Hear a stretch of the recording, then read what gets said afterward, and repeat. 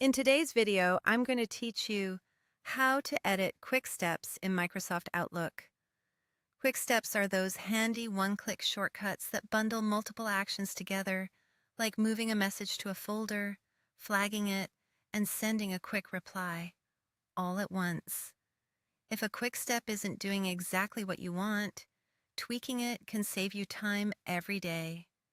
Here's how to get to the right place in Outlook to make those changes confidently. Start by opening Outlook on your computer.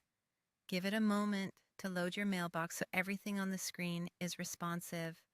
At the top, you'll see the ribbon, the row of commands that changes based on what you're doing. Make sure you're on the Home tab.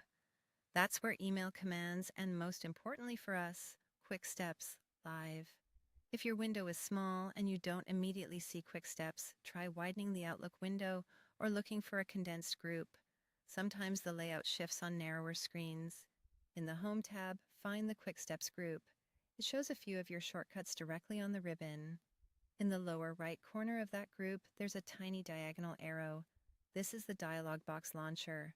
Click that small arrow. This opens the Manage Quick Steps window, which is a central place to view all your existing shortcuts. Inside the Manage Quick Steps window, you'll see a list of every quick step available in your profile.